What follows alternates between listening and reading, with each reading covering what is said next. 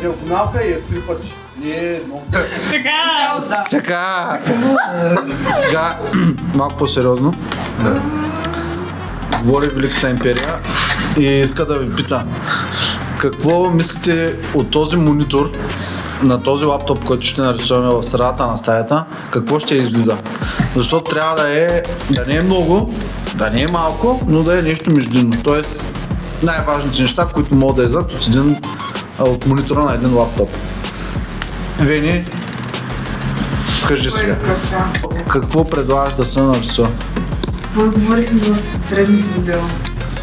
Добре, разбрах. Костя, ти какво мислиш за тази стая? Аз мисля да не ме занимавате много с тази стая и да отидем да си оправям коридора аз.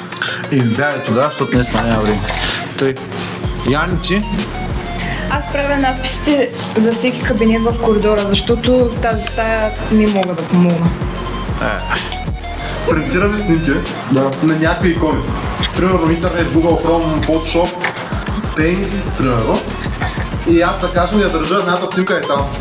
И ти ми казваш малко по-наляво, ще изглежда по-добре. Който я държа, да кажем и тук ти му казваш по-нагоре.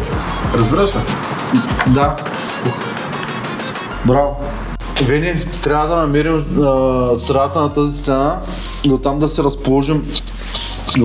разположим монитора, клавиатурата, за да може да направим дълбочина. Ама няма да чертаеш ти. Не.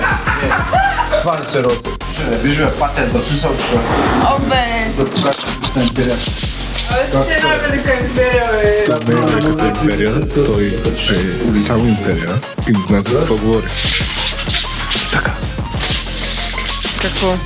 Не е Велика империя. Колко? Не. 2,78.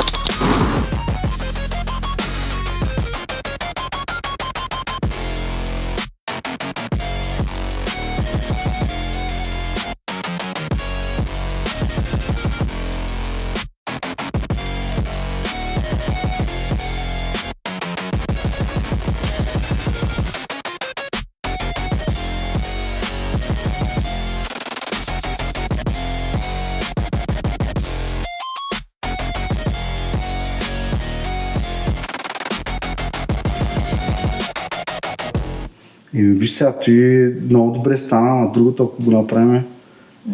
Да. Да? Става, нали? Охо, банда, здравейте! Ого, нашия Коста.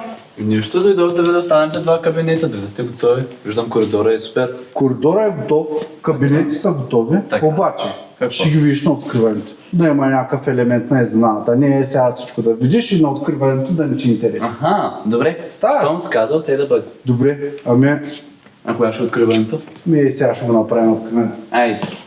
Модерна и иновативна среда се открива днес в училище Петко Рачов Славейков, нов STEM център. Какво съдържа, какви кабинети се държат и какво е оборудването? Науката, технологиите и иновациите вече са част от настоящето на нашето училище. И реално STEM центърът на училище Петко Рачов Славейков е едно ново модерно пространство, което е насочено към създаване на съвременна учебна инфраструктура, която обединява технологиите и творчество. Новият център надгражда вече съществуваща учебна среда, която ще служи за едно по-добро специализирано обучение на нашите ученици в две направления, съответно природни науки и роботика. Интересът на малките най-вече е огромен през откриването на STEM кабинети, тъй като ние ги виждахме само в картони, бои и в много суров вид, докато сега, когато ги открихме, наистина са прекрасни кабинетите. Много ще ни дадат смисъл с техниките, които има тук. Ще се научим изключително много неща, освен учебниците и да ни учат само на материала, който трябва да се вземе, ще ни се показва в действителност, което е най-важното. Кой от кабинетите предизвика така най-голям интерес сред вас? За мен лично биологията. Там просто рисунките са уникални. Изключителен акцент в интериора е прекрасното художествено оформление по стените на кабинетите и коридора. То съответно е дело на един всеотдаен екип от наши ученици, които под ръководството на господин Радослав Рудачев, Руди, които превърнаха пространството в естетическа среда, изцяло в унисон с специализацията на всеки кабинет и една допълваща модерна STEM среда. Радослав Родачев, част от екипа, е реализирал този проект 4 STEM кабината в училище Петко Рачов Славейков. Какво беше усещането ви докато рисувахте и докато подготвяхте тази среда? Усещането беше много нестандартно за мен, защото много отдавна не бях влизал в училище. И буквално се налагаше на много да науча някои неща, понеже много неща, от които рисувахме, те са да ги наречем научни. Трябваше пак да ги свързваме логично. В момента се намираме в стаята по биология и трябваше така да ги наредим нещата, за да имат и тяхната логика.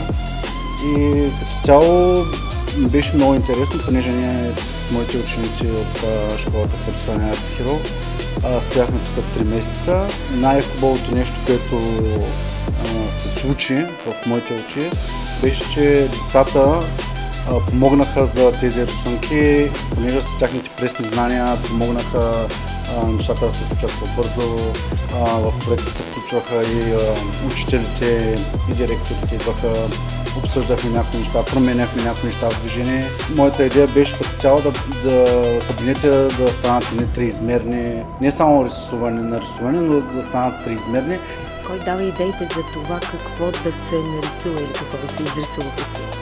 Ами като цяло учителките. С тяхното съгласие предприемахме вече маниерите за рисуване. Децата също се включиха. Децата от училище Славейков, моите ученици също даваха много хубави идеи. Затова много се вълнувам този проект, понеже се включиха много хора. Не бях единственият човек, който да казва това ще е така, за което наистина много благодаря на всички.